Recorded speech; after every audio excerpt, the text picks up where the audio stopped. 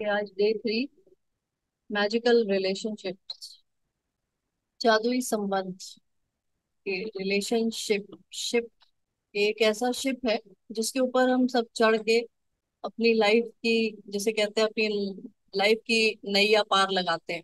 और ज्यादातर हम सबके शिप जो हैं उसमें छेद होते हैं, किसी के छोटे होते हैं, किसी के बड़े होते हैं, किसी के तो बिल्कुल ही एकदम लड़खड़ाए हुए होते हैं, बस डूबने ही वाले होते हैं। तरह तरह के सबके पास ही ये शिप है। और इस शिप का नाम है रिलेशनशिप। लेकिन ये बहुत ही इंपॉर्टेंट शिप है बिकॉज इसी के थ्रू हम अपनी, जिसे कहते हैं, जो हमारी जिंदगी की बोट है, नैया है, वो यही इसी रिलेशन वाले शिप से पार लगती है। तो वैसे कल बताया गया था कि चैप्टर के लिए 3 ऐसी फोटो आप लोगों को कलेक्ट कर लेनी है, मतलब ढूंढ लेनी है, जिनसे आपकी कोई खटपट ना हो, आपके उनसे रिलेशन सही हो। तो आई होप अगर मिल गई होगी तो ठीक है, नहीं तो आज ढूंढ लेंगे ऐसे 3 लोग, उनकी फोटो। और उस फोटो में सिर्फ या तो वो हो या उनके साथ आप भी हो सकते हैं, बस। ऐसा नहीं कि कोई फैमिली फोटो आप चूज कर लें और उसको लें, और उसमें एक पर्सन ऐसा हो जिसके साथ तो आपका सही हो, बाकी और जो जिन लोग हों उनको देख के आपके अंदर नेगेटिव फीलिंग आ रही हो। हम सब अपनी जिंदगी में बहुत सारे काम करना चाहते हैं, बहुत सारे काम करते हैं, है ना। और हम सबके गोल्स होते हैं, ड्रीम्स होते हैं। और वो पता है क्यों होते हैं? क्योंकि हमारी जिंदगी में कोई ना कोई इंसान होता है, पर्सन होता है। जरा आप सोच के देखें कि अगर आप इस धरती पर सिर्फ और सिर्फ अकेले ही हो, कोई और हो ही ना, तो फिर आप, पता है, सुबह उठ के आपको यहाँ तक कि कोई काम करने का मन नहीं करेगा। ना तो अपने लिए कुछ ऐसा ढंग का खाना पीना भी बनाएंगे, बस काम चलाओ आप अपना। ऐसे ही आपकी जिंदगी, मतलब जिसे कहते हैं काम चलाओ, उस तरीके से आप गुजार देंगे। इसमें साफ साफ लिखा हुआ है कि आपका चाहे जितना भी ऐसा कोई काम क्यों ना हो जिसे आप बहुत पसंद करते हो, वो भी आपका करने का मन नहीं करेगा, बिकॉज आपकी लाइफ में कोई भी नहीं होगा, तो वो कोई काम करने का मतलब ही नहीं है। तो इसमें लिखा है कि ऐसे में आपके मन में कोई चीज करने की कोई इच्छा ही नहीं होगी। कोई पेंटिंग बनाने का क्या तुक है अगर उसे कोई देखने वाला ना हो। कोई म्यूजिक बनाने का क्या मतलब है अगर कोई उसे सुनने वाला ना हो। इसी तरीके से कोई भी इन्वेंशन करने का क्या मतलब है कि अगर उसका कोई इस्तेमाल करने वाला ही ना हो। तो सीधा सा मतलब यही है कि अगर लाइफ में कोई ना रहे, कई बार क्या होता है ना, हम बहुत बहुत ज्यादा जब परेशान हो जाते हैं तो अक्सर ये कह देते हैं कि हमें किसी की जरूरत नहीं है, और मैं अपने लाइफ में अकेले ही ठीक हूँ, मुझे लाइफ में कोई नहीं चाहिए। और आपको नहीं पता कि आपके मुंह से निकले हुए शब्द, उसका क्या पावर होता है और वो क्या कर सकते हैं। अभी इसी चैप्टर में थोड़ा सा इसके बारे में भी समझेंगे। जो दूसरे आपके आसपास के लोग हैं, चाहे आपके रिलेटिव्स हों, फ्रेंड्स हों, नेबर्स हों, उनके संपर्क में रहने से आपके जीवन में खुशी, अर्थ और उद्देश्य मिलता है। मतलब आपके जीवन में जो कोई भी है पर्सन आपकी लाइफ में, उनकी वजह से ही आपको अपनी लाइफ में हैप्पीनेस मिलती है। आपकी लाइफ का कोई मतलब रह जाता है, आपकी लाइफ का कोई पर्पस रह जाता है। अगर लाइफ में कोई भी ना हो तो इन सब चीजों का कोई मतलब नहीं है। आप बस किसी तरह से अपनी जिंदगी पूरी ऐसे गुजार देंगे, वैसे ऐसा सोच भी नहीं सकता कोई हम में से कि ऐसी भी जिंदगी हो सकती है। तो अपने सपनों के, अब ये चैप्टर देखो, सबसे पहला चैप्टर है रिलेशनशिप का इस बुक में। और मैंने शुरू में ही कहा था, ये बुक बहुत ही साइंटिफिक तरीके से इसको डिजाइन किया गया है कि स्टेप बाय स्टेप इसको लेकर जाएंगे। और इसमें सबसे पहला चैप्टर रिलेशनशिप का है, तो ये समझने वाली बात है कि रिलेशनशिप जो है, मतलब वो बहुत इम्पोर्टेंट, इसका असर हमारे लाइफ में पड़ता है। लाइफ मतलब हमारे सपनों, हमारे ड्रीम्स, हमारे जो डिजायर्स हैं, हमारे जो गोल्स हैं, उनको अचीव करने में लाइफ का मतलब क्या है। आप हर लाइफ हर समय आगे चलती चली जा रही है ना, आगे चलती चली जा रही है, इसका मतलब हर समय हम कुछ नया क्रिएट करते चले जा रहे हैं। तो ऐसे ही समझेंगे, अगर लाइफ में एक भी ऐसा पर्सन है कोई नेगेटिव, उस नेगेटिव पर्सन के होने की वजह से जो हमारे अंदर नेगेटिविटी है, उसी नेगेटिविटी के साथ हम मूव करते रहते हैं, आगे बढ़ते रहते हैं। और आप सबको पता है ये यूनिवर्स का लॉ है, like energy attracts like energy. समान ऊर्जा ही समान ऊर्जा को आकर्षित करती है। ऐसे तो ये बात मैं कई बार बता चुकी हूँ, लेकिन फिर भी कुछ कुछ चीजें फिर से बतानी चाहिए। तो अपने सपनों के जीवन को साकार करने के लिए यह समझना बहुत ज्यादा जरूरी है कि आपके संबंध इस वक्त आपके जीवन पर कैसा असर डाल रहे हैं, और वे कैसे आपकी जो ग्रेटिट्यूड है, जो कि, अच्छा ये जो लाइन है ना, इसका मतलब मैं थोड़ा बताती हूँ कि वे कैसे कृतज्ञता के सबसे शक्तिशाली साधन बन सकते हैं तथा आपके जीवन को जादुई ढंग से बदल सकते हैं। कैसे? आप सबने कभी ना कभी एग्जाम्स जरूर दिए होंगे। नहीं दिए होंगे तो आपके बच्चों को अपने देख रहे होंगे, बच्चों के बच्चों को देख रहे होंगे कि जो पेपर आता है, एग्जाम का पेपर जो आता है, उसमें डिफरेंट लेवल के क्वेश्चन होते हैं। कुछ क्वेश्चंस 1 नंबर का होता है, कुछ 2 के होते हैं, कुछ 5 के होते हैं, 4 के होते हैं, 10 के होते हैं, ऐसे ऐसे होते हैं, है ना? तो ऐसे समझेंगे कि जो ये लोग हैं ना, जो आपके आसपास के लोग हैं, और कुछ लोग बहुत अच्छे हैं, कुछ लोग बहुत चुनौती वाले ऐसे लोग हैं। तो ये जो लोग हैं वही आपका क्वेश्चन पेपर सेट करते हैं। क्वेश्चन पेपर सेट क्या करते हैं? मतलब अगर कुछ लोग अच्छे हैं तो इसका मतलब 1 नंबर का क्वेश्चन है, सब कुछ अच्छा है, आपके अंदर से ग्रेटिट्यूड वाली फीलिंग निकली, आपको 1 नंबर मिल गया। ठीक। कुछ क्वेश्चन 2 नंबर के आ जाते हैं कि वो थोड़े टेढ़े लोग होते हैं, अगर उस टाइम भी आपने मतलब ग्रेटिट्यूड को रखा तो 2 नंबर मिल जाते हैं। कुछ थोड़ा और ऐसे टेढ़े आ जाते हैं, जो कुछ ऊट पटांग बात करते हैं, कुछ इस तरह का बिहेवियर क्रिएट करते हैं। अब आप ये देखिए कि ये डिफरेंट टाइप के क्वेश्चंस हैं जिनको आपको पास करना है। पास करना है मतलब एग्जाम पास करना है। हम सबको पता है कि आपको ये समझने की जरूरत है, पहले तो सबसे पहले, कि लाइफ का जो सर्कल है, लाइफ सर्कल में चलती है, और लाइफ का सर्कल फिनिश करने के लिए, मतलब उसको खत्म करने के लिए, वो चाहे सर्कल मेटीरियलिस्टिक हो या स्पिरिचुअलिस्टिक हो, आपको लोगों के बीच में रहना ही होगा। ये ना सोचें कि मैं सब कुछ दुनियादारी छोड़ के किसी जंगल में चला जाऊं, पहाड़ में चला जाऊं, इन सब से छुटकारा मिल जाएगा। वापस लौट के आना पड़ता है। जो लोग अगर ऐसा करते हैं तो उनको भी वापस लौट के आना पड़ता है, बिकॉज उस सर्कल को पूरा करना पड़ता है। लाइफ हमेशा सर्कल में चलती है, सर्कल मतलब हर चीज सर्कल में चलती है। तो इस तरह के जो क्वेश्चंस हैं वो आपको यही लोग देंगे, और यही आपका एग्जामिनेशन पेपर सेट करेंगे, और इसी को पास करके फिर आप आगे बढ़ सकते हैं। और एक चीज, लाइफ में हर मोमेंट एग्जाम चलते रहते हैं, और हम सबको पता है कि एग्जाम देने के लिए आपको एग्जामिनेशन हॉल में बैठना होता है, वैसे अगर ऐसे देखें तो। और एग्जामिनेशन हॉल में बैठेंगे, और एग्जामिनेशन हॉल को पता है क्या कहते हैं? इस लाइफ के पूरे पार्ट को, वही उसे कहते हैं गृहस्थ आश्रम। जो आप सबने सुना होगा कि इतना टाइम पीरियड आपको ऐसे लोगों के साथ रहना ही रहना है। तो रहना ही रहना है, वो इसी पूरा, ये पूरा समझ के ही करा गया था कि आप इससे भाग नहीं सकते।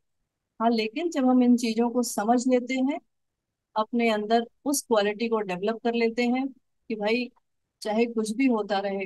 एक चीज और समझने वाली बात है कि आपको लगता है ना कि बहुत ऐसी डिफिकल्ट सिचुएशन सिचुएशन भी कैसे डिफिकल्ट होती है, इन्हीं लोगों ने ही क्रिएट करी होती है। तो मेन कौन हो गया? आपके आसपास के लोग। और लाइफ का अगर सर्कल कंप्लीट करना है, वैसे तो करना ही है। और एक चीज और, लाइफ बस इतनी नहीं है कि आप सोचे कि बस यहाँ पे पैदा हुए, यहाँ पे खत्म।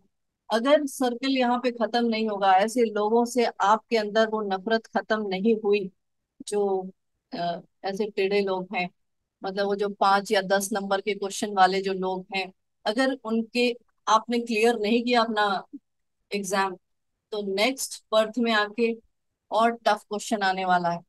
तो ये मेरा डराने का मतलब नहीं है, ये सिर्फ और सिर्फ ये मतलब बताने का है कि भाई जाग जाएं, और जब भी जागते हैं तभी सवेरा हो जाता है, इस बात पे विश्वास रखें।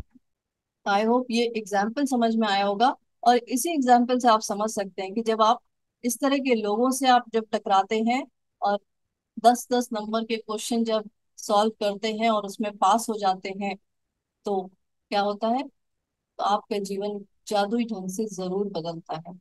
To receive the life of your dreams, इसमें लिखा हुआ है, to receive the life of your dreams it's vital that you understand how your relationships affect your life now.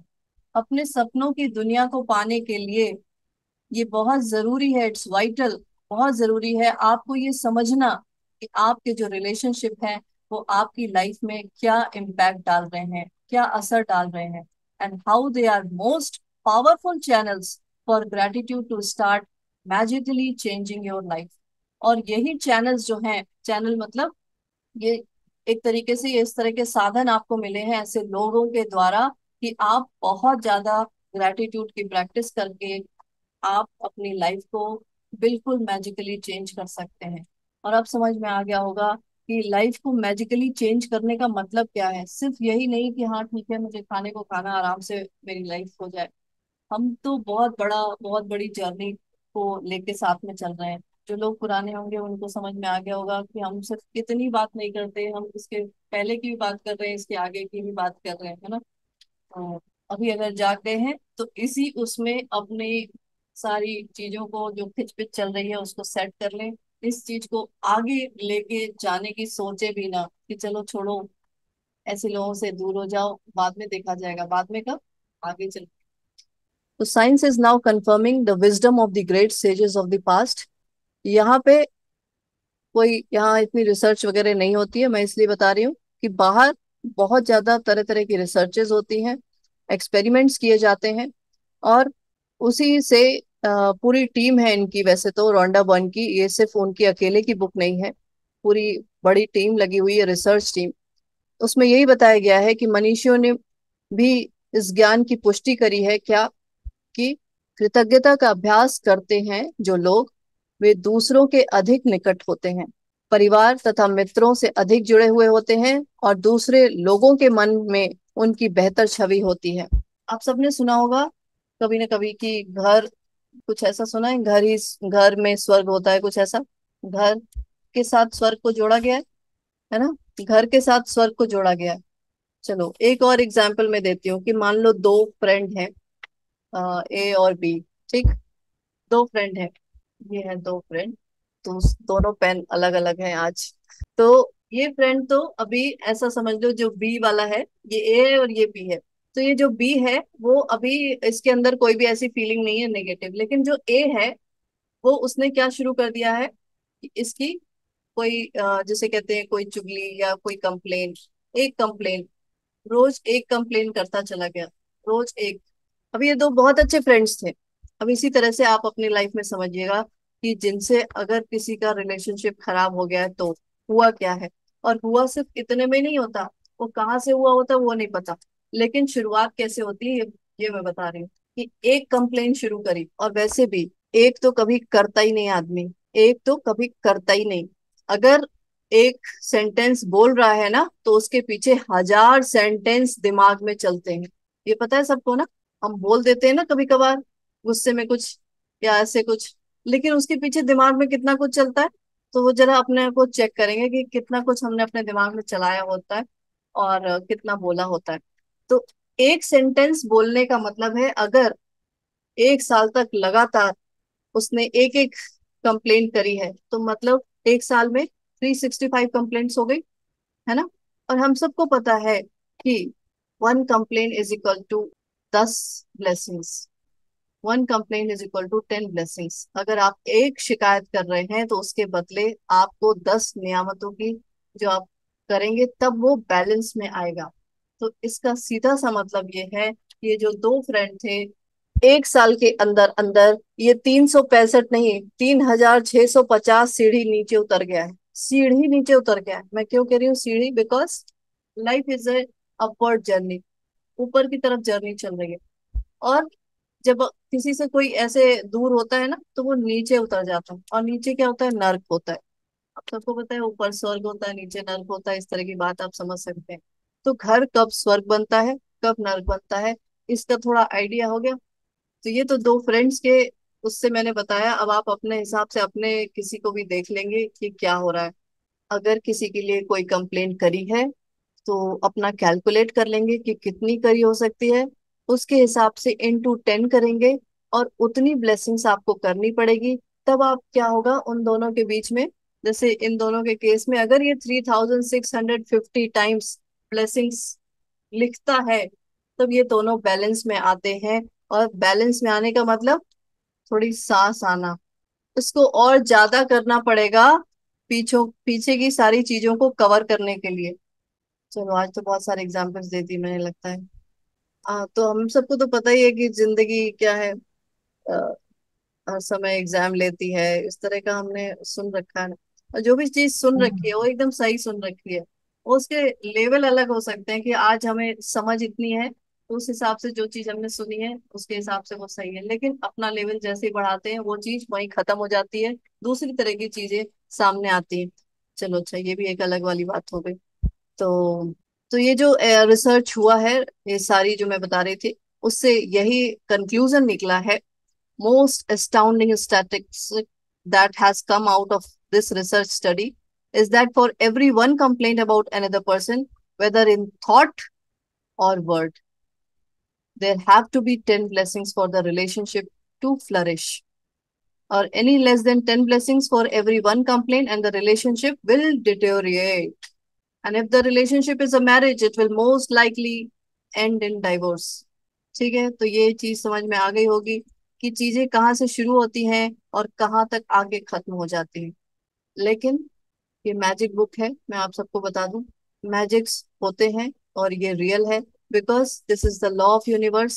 इसमें हमारा और आपका कोई लॉ नहीं चलता, वो यूनिवर्स का लॉ चलता है।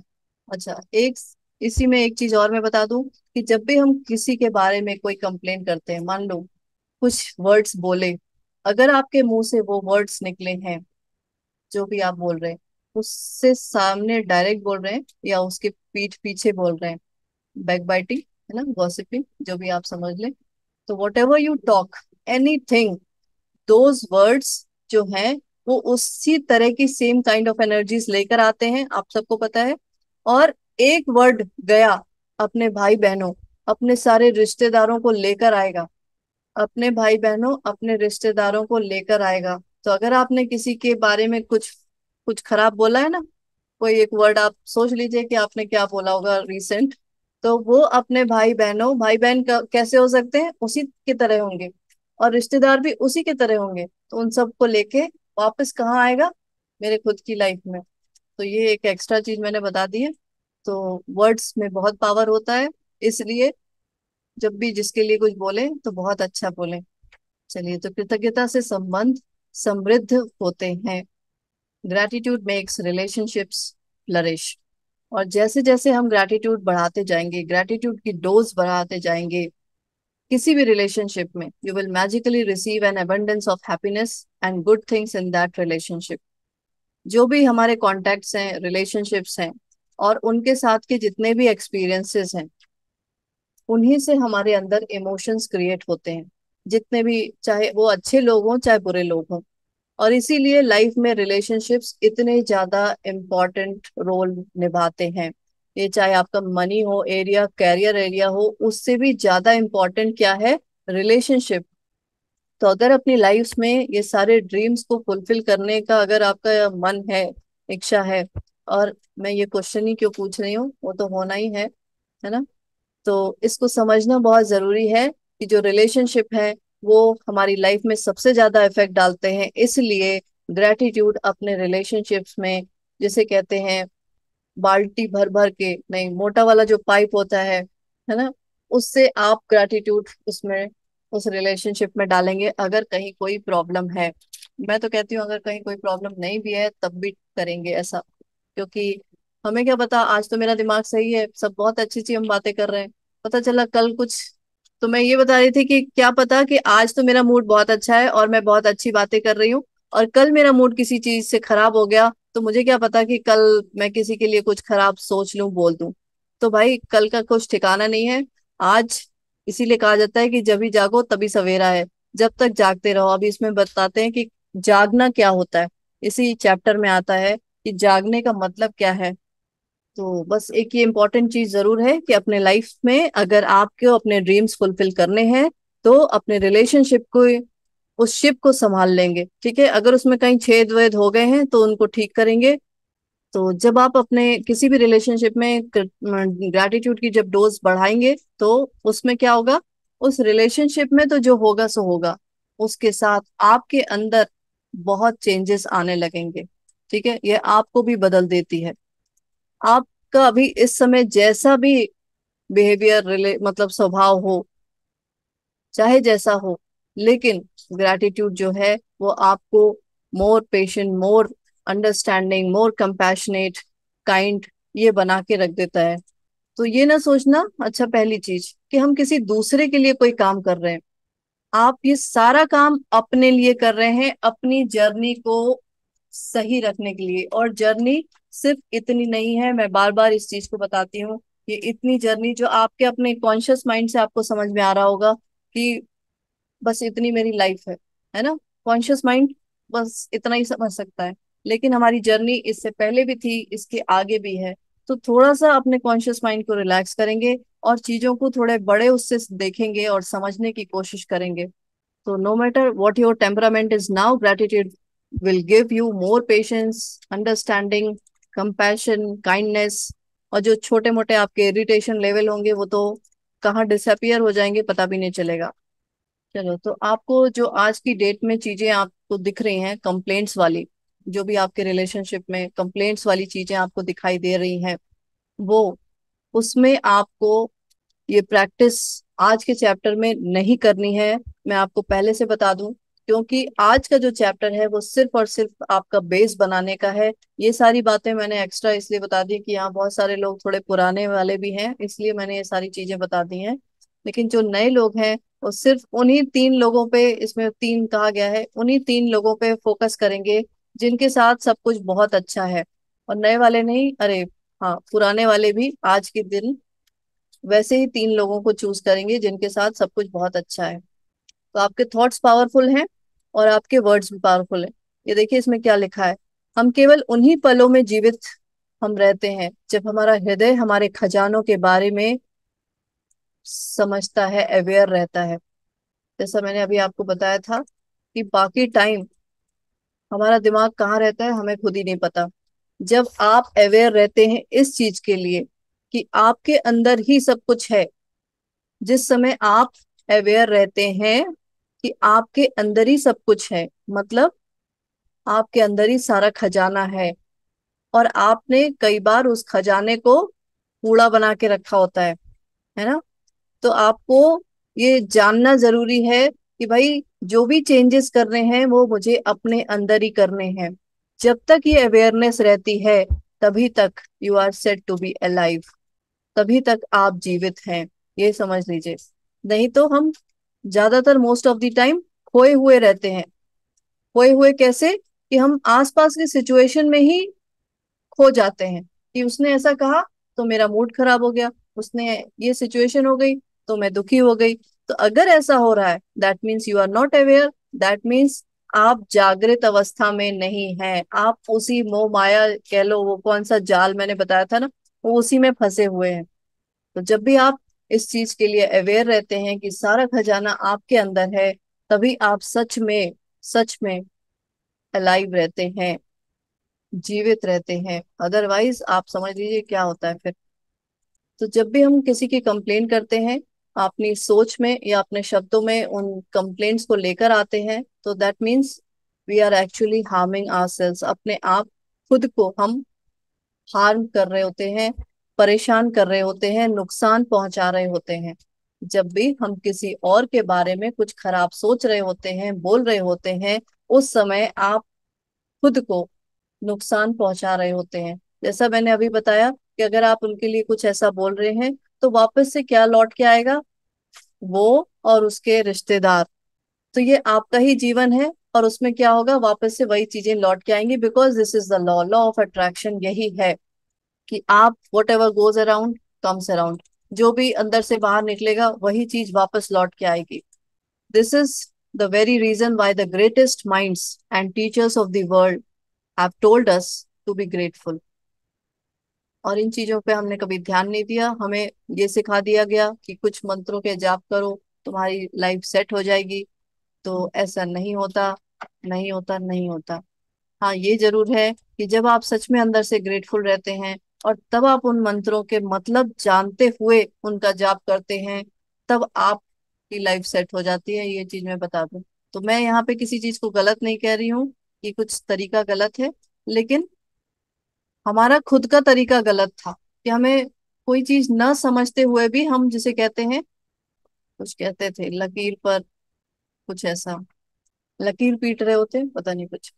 तो आज ये जो मैम मैजिकल, हाँ जी, लकीर के फकीर मतलब वो जो एक ही दिशा में जो जाते हैं ना, हाँ जो बोल बिल्कुल, दिया उसी पर अमल कर। हाँ उसी पे चलते जा रहे थे, उसका ना हमें मतलब समझ में आ रहा था ना कुछ हो रहा था, बस।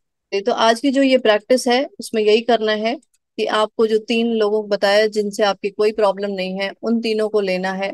रिलेशनशिप्स आर करेंटली गुड, ठीक है। तो उससे क्या होगा, उससे आपके अंदर कोई भी नेगेटिविटी नहीं आएगी। शुरू के चैप्टर्स जो हैं इसमें इसी तरह काम करता है कि आपका एक बेस बनाने का, ग्रेटिट्यूड का बेस बनाने का।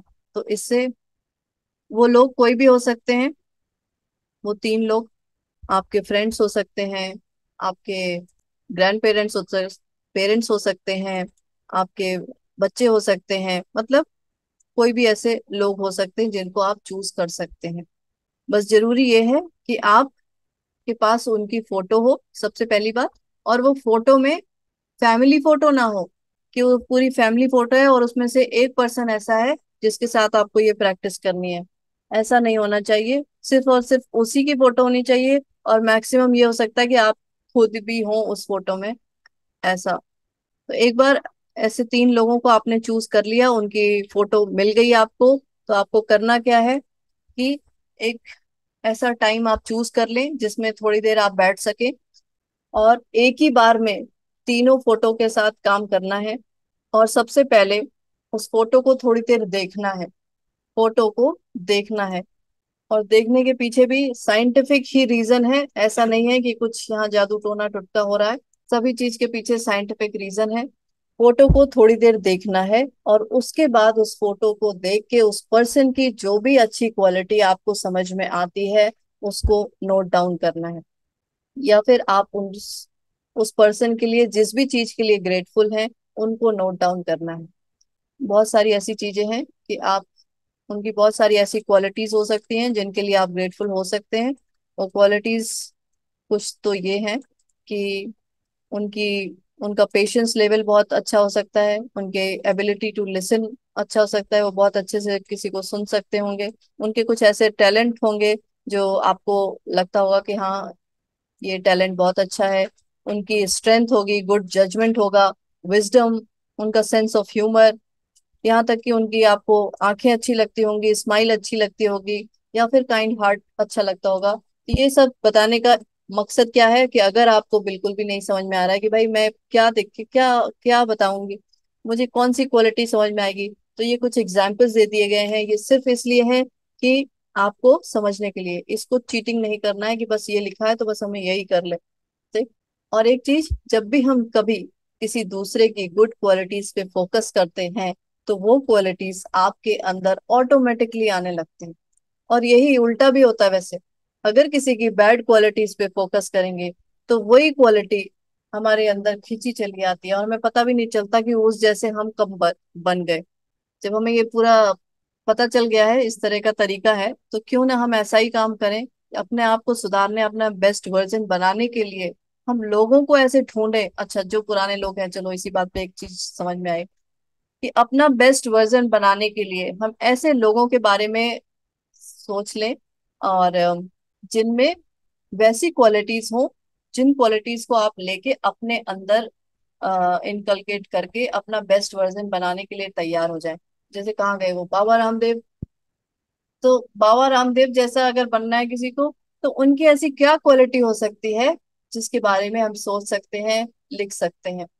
तो जिस, अगर ऐसा करना है, अगर नहीं, जो पुराने लोग हैं उनको करना ही है, अपना बेस्ट वर्जन बनाना है, तो ऐसे लोगों को ढूंढे जिनकी क्वालिटीज आपको सच में बहुत पसंद है। ये तीन लोग तो हैं ही हैं, वो तो ठीक है, ये इस बुक का काम है, लेकिन इसके अलावा ये चीज एक्स्ट्रा में कर सकते हैं, क्योंकि सारा काम अपने ऊपर ही करना है। मैं ये पूछ रही हूँ कि जैसे आप बोला कि जिसकी जो क्वालिटी अच्छी लगती है हमें अडेप्ट करना है, तो हमें उसके बारे में सोचना है। अगर किस मतलब चार पांच लोग हैं, उनकी एक एक दो दो क्वालिटीज पसंद है और उन सबको अडेप्ट करना है, तो उन सबके बारे में वैसे करेंगे। हाँ बिल्कुल, Right? उनकी फोटो भी होनी चाहिए, उनको एक बार आपको देखना भी होगा। देखने से क्या ठीक है। होता है, क्या होता है, कुछ तो होता देखने है ना। से। हम्म। देखने से पूरी एनर्जी। देखने से उनकी अच्छाइयाँ नजर आने लगती हैं। हाँ जी, वो तो तभी आती हैं जब हमारी नजरें वैसी हों, तभी हमें अच्छाइयाँ नजर आती हैं। आपकी नजरें जैसी होंगी वैसे ही आपको दुनिया दिखाई देगी। वाह क्या बात है। चलिए, ठीक है। इवन अगर आपको अपने फिजिकल अपीयरेंस में भी कुछ चेंज करना है ना, और किसी और का कुछ अच्छा लगता है, जैसे कहाँ गई वो, अभी है नहीं, शिल्पा शेट्टी का वो फिगर उनको पसंद था, है ना, तो वो क्या कर सकते हैं, शिल्पा शेट्टी को देख के उनके फिगर की तारीफें कर सकते हैं। What ever you appreciate, it appreciates. तो सीधा मतलब यही है कि अगर आपको अपने अंदर बदलाव लेकर आना है तो फोकस उन्हीं चीजों पे करना है जो चीजें आपको चाहिए, ना कि उसके उल्टा। तो इस के लिए एक जगह आराम से बैठ जाएंगे और एक बार में एक ही फोटो लेंगे, और उस फोटो को देखेंगे और थोड़ी देर सोचेंगे उनकी अच्छी क्वालिटीज के बारे में कि किन किन चीजों के लिए आप ग्रेटफुल हो सकते हैं, या उनकी क्या अच्छी अच्छी क्वालिटीज हैं। और लिस्ट बनाएंगे, make a list of 5 things only. एक पर्सन के लिए सिर्फ 5 चीजें लिखनी है आपको, और एक बार में 3 फोटो लेनी है। बस यही समझ लीजिए कि the more you are grateful for those things, the faster every relationship will miraculously change. और लिखना कैसे है, वो लिखने का तरीका यही है कि इंग्लिश में ये है, थैंक यू, उस पर्सन का नाम, फॉर जो भी रीजन आप देना चाहें। धन्यवाद, उसका नाम, क्योंकि इसमें कुछ एग्जाम्पल दिया है कि धन्यवाद जॉन क्योंकि आप मुझे हमेशा हंसाते हो, धन्यवाद मॉम क्योंकि आप मेरी मेरी मदद करते हो, है ना, किसी भी तरीके से। ये सारे कुछ कुछ एग्जाम्पल्स हैं। तो ये बहुत देखो छोटे छोटे एग्जाम्पल्स हैं, और बहुत इजी प्रैक्टिस है, लेकिन कितनी इंपॉर्टेंट हो सकती है इसके बारे में हमने समझा। अच्छा, ये फोटो को आपको दिन में एटलीस्ट, फोटो को अपने पास ही रखना है। लिखा तो आपने एक बार, लेकिन जब भी आपको टाइम मिले तो उस फोटो को निकाल के देख सकते हैं। अच्छा, फोटो फोन में भी चलेगा, ठीक है।